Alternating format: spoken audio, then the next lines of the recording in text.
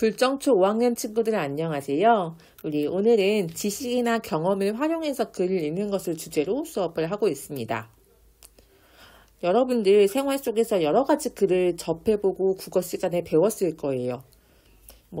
수필, 시, 소설, 설명하는 글, 기행문, 이런 생활문, 이런 여러 가지 글의 종류가 있는데요.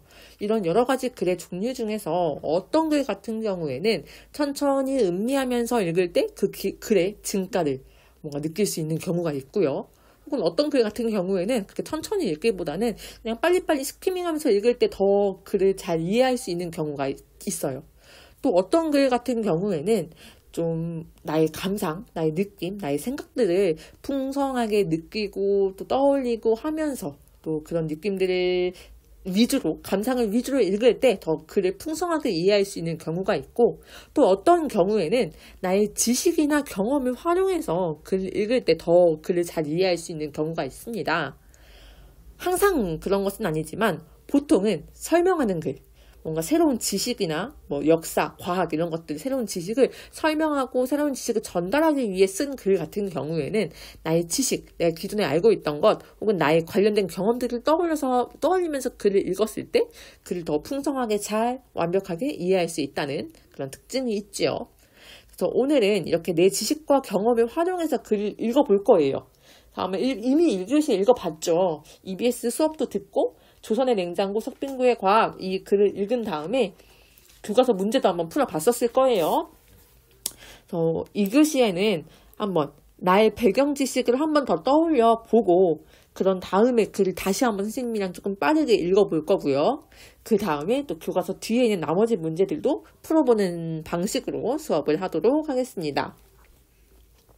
자, 먼저 1번입니다. 5학년 1학기 과학 시간에 배운 열의 이동을 정리해 봅시다 라고 나와 있어요. 우리 물질의 상태 아마 과학 시간에 다 배웠을 거예요. 3, 4학년 과학 시간에 물질의 상태에는 크게 세 가지가 있다고 했어요. 우리 지구상에 있는 물질은 크게 세 가지 상태로 존재합니다. 딱딱한 거, 고체, 그렇죠. 그리고 흐르는 액체, 그 다음에 공기 중에 떠다니는 기체 상태로 물질은 존재하게 됩니다. 근데 고체 같은 경우에는 딱딱한 그런 고체 같은 경우에는 열이 낮은 곳에서 높은 곳으로 이동할까요? 높은 곳에서 낮은 곳으로 이동할까요? 우리 5학년 1학기 때 어떻게 배웠어요? 그렇죠. 온도가 낮은 곳, 높은 곳? 네. 높은 곳에서 낮은 곳으로 이동한다고 공부했었습니다. 여러분들도 한번 교과서 68쪽에 직접 적으면서 들으세요. 다음, 액체와 기체 상태로 물질이 존재할 때는 온도가 높은 물질은 온도가 뜨거운 물이나 아니면 온도가 뜨거운 공기 같은 경우는 위로 올라갈까요? 아래로 떨어질까요? 네, 우리 위로 올라간다고 했었어요. 그죠? 다음에 온도가 차가운 낮은 물질은 아래로 가라앉는 성질이 있다고 했습니다.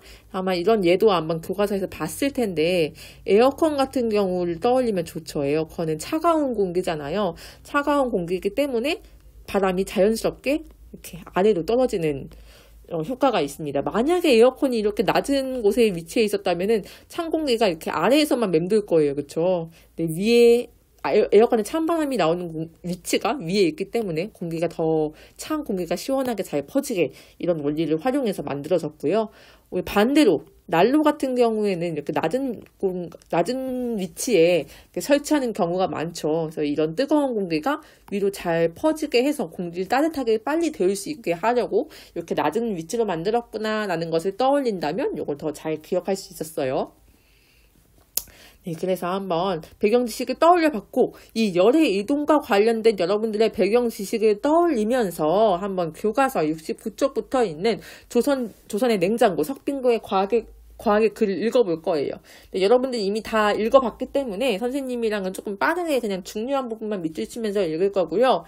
그런데 여러분들은 선생님과 글 읽으면서 영상을 중간중간 멈추면서 지금 이 친구처럼 이 글을 읽으면서 새롭게 알게 된 점, 혹은 궁금한 점, 혹은 내가 이미 알고 있었던 지식 이런 것들을 메모하면서 읽도록 할게요. 교과서 뒤에 보면 붙임 쪽지가 있어요. 이 쪽지 활용해서 이 빈 공간에 쪽지를 붙이면서 글을 읽으면 좋겠습니다. 선생님이랑 한번 읽어볼게요. 자, 읽어보도록 하겠습니다. 우리나라 조선시대에도 냉장고가 있었을까요? 네, 있었습니다. 석빙고라는 냉장고가 있었대요. 물론 요즘 냉장고랑은 달라요. 요즘 냉장고는 기계장치지만 빙고는 얼음 창고, 냉동 창고라고 해요. 이 빙고가 언제부터 쓰였느냐 하는 그런 역사적인 배경을 넘어가 보면 삼국사기에 나타난대요. 근데 잠깐 여러분들 삼국사기에 대해서 혹시 알고 있나요? 혹시 알고 있다면 관련된 지식을 여기 쪽지에 붙여가지고 써볼 수 있겠고요. 혹은 삼국사기 저는 잘 몰라요 하는 친구는 삼국사기가 언제 쓰여진 책일까? 누가 쓴 책일까? 이런 것들 쪽지에 붙일 수 있겠죠. 여러분들 쪽지에 붙이면서 글을 읽으라고 했었어요. 네, 넘어갈게요. 또 역사를 또 살펴보면 신라시대 때는 빙고전이라는 기관에서 또 얼음을 맡아보는 관청이 있기도 했고요. 또 고려시대에도 얼음 보관해서 사용했던 기록이 남아있다고 해요. 그리고 이번에 조선시대에는 한강가에다가 얼음 창고를 만들었는데 동빙고, 서빙고가 있었다고 합니다.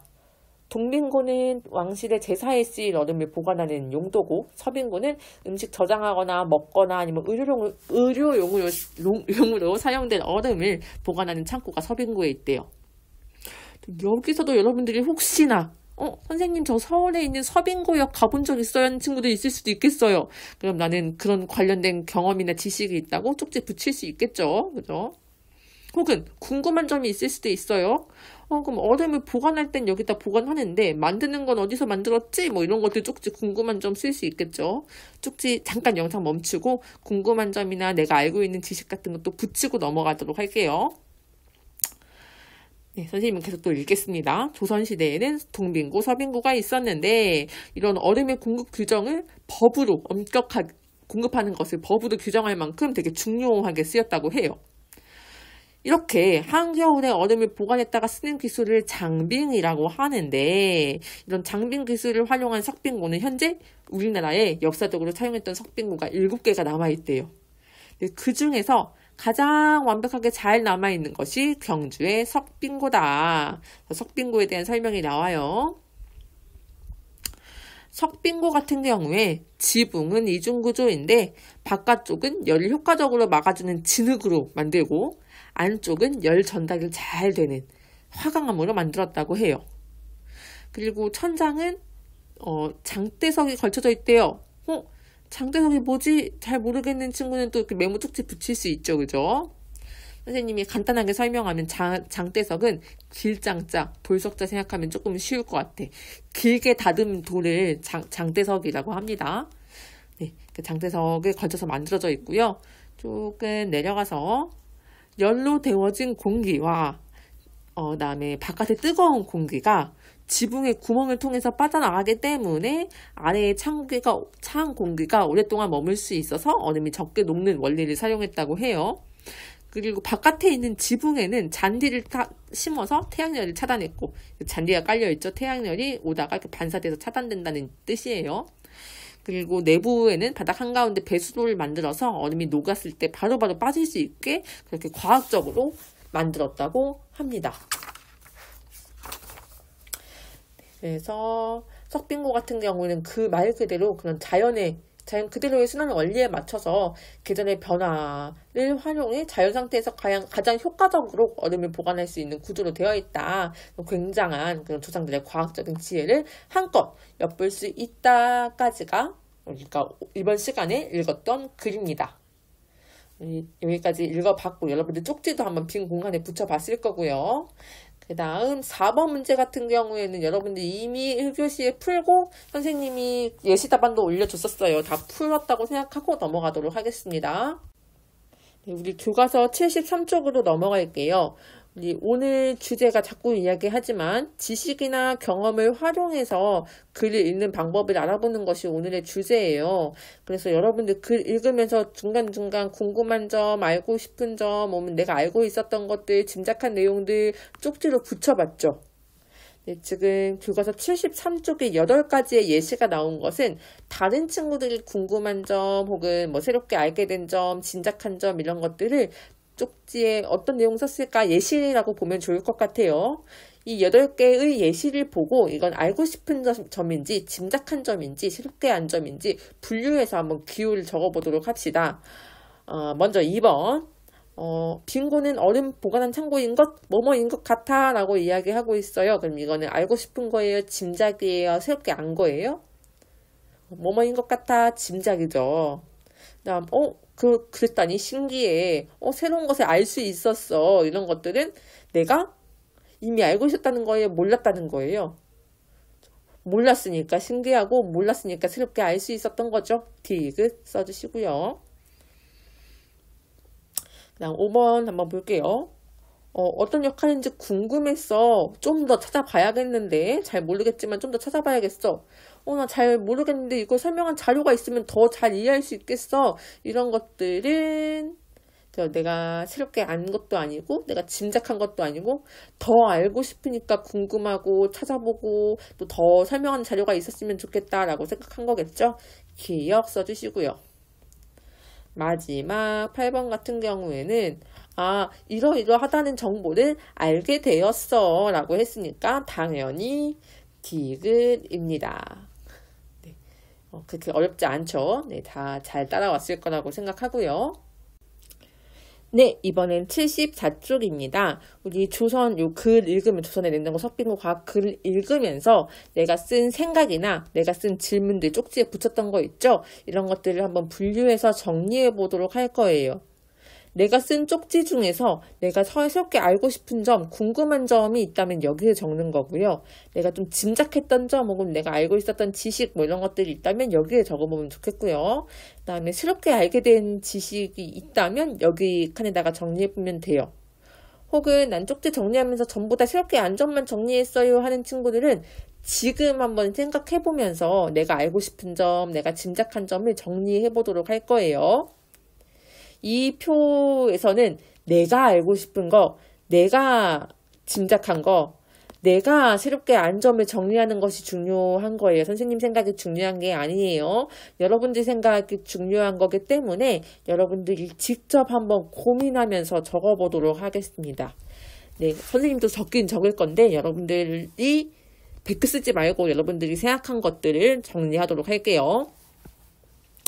알고 싶은 거, 동빙구, 서빙구에 대해서 더 알고 싶을 수도 있고, 또, 석빙구가 경주에 있는 석빙구 말고는 또 어떤 석빙구 어떻게 보존되어 있을까, 이런 것들이 궁금할 수도 있고, 여러분들이 알고 싶은 점에 대해서 한번 적어보도록 할게요.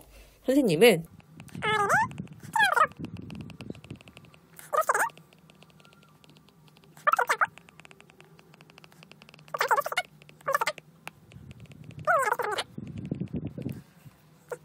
이번에는 짐작한 점, 이 글을 읽으면서 짐작하면서 읽었던 점 여러 가지가 있었을 거예요. 내가 추측했던 점, 아니면 내가 예상했던 점, 혹은 나의 알고 있었던 배경 지식을 엿보았을 때 이랬을 것이다 했던 것들을 한번 정리해 보도록 할게요. 여러분들의 생각을 적도록 할게요. 선생님은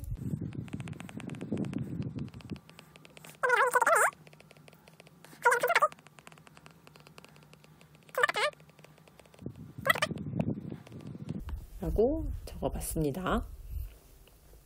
여러분들도 적어봤죠? 이번엔 마지막 이 글을 읽고 여러분들이 새롭게 알게 된 점을 한번 정리해 보도록 할게요.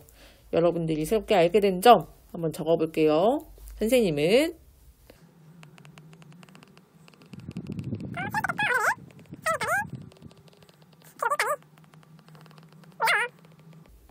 라고 적어봤습니다. 여러분들의 새롭게 알게 된 점을 한번 적어보도록 할게요.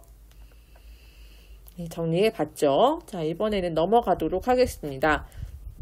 이렇게 여러분들이 지식이나 경험을 활용해서 글을 읽는 여러 가지 방법들이 있어요. 이렇게 다른 책이나 자료들을 찾아볼 수도 있고요. 인터넷에 검색해보면서 나 석빙고가 조금 더 궁금한데 하고 석빙고의 이미지를 찾아볼 수도 있죠. 혹은 내가 이미 알고 있는 내용이랑 책의 내용을 비교하면서 읽을 수도 있고 여기에 한번 적어봅시다. 그 다음에 우리는 오늘 뭐 하면서 읽어봤어요? 그렇죠. 계속 선생님이 여러 번 얘기했지만 메모하면서 읽으라고 했죠. 이렇게 관련 지식이나 궁금한 점을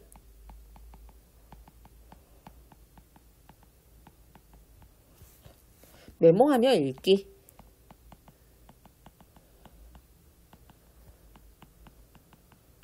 여러분들 다른 내용도 좋습니다. 어떻게 글을 읽으면 내 지식과 경험을 활용해서 글을 읽을 수 있는 건지 한번 정리해 보도록 하겠습니다. 네, 드디어 오늘의 마지막 활동입니다. 우리 계속 반복해서 나오고 있는 내가 알고 있는 지식, 내 배경 지식을 활용해서 오늘 읽었던 글 중에서도 좀 과학적인 내용을 정리해 보도록 합시다. 우리 이미 앞에서 요건 정리했죠. 우리 오늘 수업 영상 제일 처음에 고체, 액체, 기체에서 열이 어떻게 이동하는지 정리를 했어요. 그래서 요런 열의 이동을 알고 있기 때문에 여러분들이 석빙고의 과학 이 글을 읽었을 때 뜨거운 공기는 이렇게 위로 올라가는 성질이 있으니까 빨리빨리 배출이 되고 차가운 공기는 좀 가라앉는 성질이 있으니까 이렇게 차가운 공기가 밖에서 안쪽으로 잘 들어올 수 있었겠구나를 이해할 수 있었을 거예요. 그런 과학적인 지식들을 한번 여기다 정리해 보도록 할게요. 뜨거운 공기가 지붕의 구멍으로 빠져나가서 진구 안을 시원하게 유지할 수 있었다. 또 이렇게 바깥 부분에다가는 잔디를 이렇게 심어 놓음으로 인해서 또 차가운 공기가 뜨거운 열이 이렇게 들어오는 것을 막아준다고 했었죠. 그런 것도 정리해보면 좋을 것 같아요. 지붕에 잔디를 심어서 태양열을 차단했다. 아마 잔디가 아니라 우리 과학 시간에 배웠던 열의 전도를 빠르게 하는 그런 물질이 있었다면은 더 석빙고가 금방 뜨거워졌을 거잖아요. 이런 과학적인 원리들 여러분들이 생각했던 것들을 정리하면 좋겠습니다. 우리 이렇게 오늘은 과학 지식, 내가 알고 있었던 5학년 1학기 때 배웠던 지식을 활용해서 글을 읽어봤어요. 이렇게 내가 알고 있는 지식과 경험을 떠올리면서 글을 읽었을 때 더 풍부하게 글을 이해할 수 있고 또 글을 더 자세히 이해할 수 있다는 장점이 있었습니다. 우리 오늘 여기까지 한번 글 읽기 수업 마치도록 하고요. 우리 다음 시간에는 이번엔 글을 써볼 거예요. 여러분들이 글을 써보는 활동, 설명하는 글은 아니고요. 내가 처음 했던 일을 한번 떠올리면서 글 써보는 활동을 하도록 하겠습니다. 여기까지 수업 마칠게요. 고생하셨습니다.